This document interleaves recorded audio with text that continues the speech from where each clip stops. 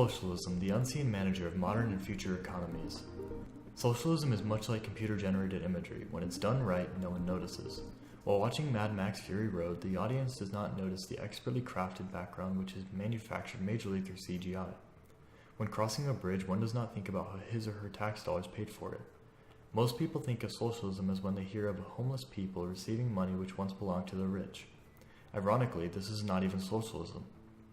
Most people have a skewed view of socialism and a distorted lust for capitalism. Once people recognize the necessity of socialism, it will be understood that its benefits, when combined with capitalism, will be ever more essential as the modern world advances. My name is Jordan Belfort. The year I turned 26, I made $49 million, which really pissed me off because it was $3 shy of $1 million a week. An inhibitor of the proper utilization of socialism is the glorified view of capitalism. The film The Wolf of Wall Street accentuates capitalism as it comedically details the true story of Jordan Belfort. Belfort is a young multimillionaire who cheats on his wife, snorts cocaine, commits fraud, and launders money. For his punishment, he is sentenced to a short 22 months in jail before returning to his luxurious lifestyle. This movie exemplifies the American dream, presenting selfishness and self-indulgence as the manufacture and product of wealth. Although excessiveness and greed increase the productivity of a nation, the irrational glorification of these vices leads to economic disparity for those who are not fit for the competition. Due to a glorification of capitalism, the economy of the United States rose to its heights in the early 1920s. From the same cause, the United States crashed in 1928, bringing the nation to what is known as the Great Depression. According to History.com, this collapse was majorly due to low wages, the proliferation of debt, a struggling agricultural sector, and an excess of large bank loans that could not be liquidated. These causes of the Depression could all have been prevented by socialistic endeavors or government intervention. However, the nation believed capitalism was the way and refuted almost any addition of regulatory policies. In modern America, these regulations seem to be holding the nation from experiencing another depression. In recent years, socialism has adopted a skewed meaning from its actual definition. It is often viewed as a tool to alleviate the need of competition or as a way to redistribute wealth. In their book, Socialism, an Economic and Sociological Analysis, Mises and Kahan dismissed the idea by stating that movements for the reform of property generally culminate in the demand for equality in wealth. It, socialism, wants to produce on the basis of common ownership of the means of production. Page 266. Mises and Kahan are pointing out that the idea of redistributing wealth has no correlation to the principles of socialism. A large portion of modern media outlets and politicians view economic policies which aim to redistribute wealth as socialistic, when in fact they are not. Socialism is meant to simply put production into the hands of the community when the private sector can no longer safely care for the manufacturing of goods. Socialism, like CGI, is a helping hand to its counterpart. Socialism nullifies the mistakes of capitalism, and CGI makes up for the lackluster of practical effects. In the film Mad Max Fury Road, director George Miller opted for practical effects. Still, the Oscar-nominated sequel, Mad Max, wasn't without its fair share of CGI. Miller worked it in when necessary to his advantage. Rothman, 2016. The director of Mad Max Fury Road, Miller, uses CGI as a tool to enhance his practical effects, combining the utility of each device to create a visual masterpiece. The use of socialism enhances capitalism and renders the negative byproducts of the system null. The comforts of socialism are best when used alongside capitalism. Just as director George Miller combines practical and digital effects, Switzerland utilizes an economic system of socialism and capitalism.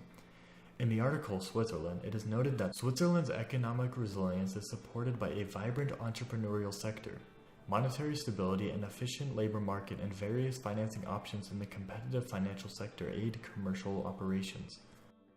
The harmonious combination of capitalism and socialism has made Switzerland one of the most fiscally prosperous countries in the world. However, as technology advances, socialism will become increasingly mandatory in this economic concentration.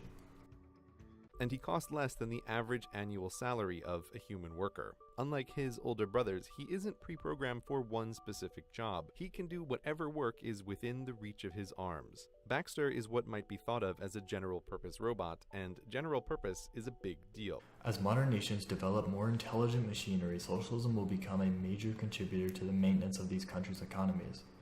Artificial intelligence, AI, is already able to replace the majority of white-collar workers as shown through auto-generated web articles. For example, the Associated Press uses software to generate news stories on corporate earnings reports. Yahoo uses similar technology to create fantasy sport reports custom-made for each of its users. Furthermore, artificial intelligence is currently capable of creating mediocre artwork, music, and medical diagnoses. The advancement of AI and its overtaking of jobs is not a theory but is current and real. Although the issue is trivial now, it will only worsen exponentially as time goes on. However, this plight upon mankind can be alleviated if nations adopt additional socialistic policies. Although it is currently arguable that the need for socialism in modern societies is near negligible, in the future it will be irrefutably necessary.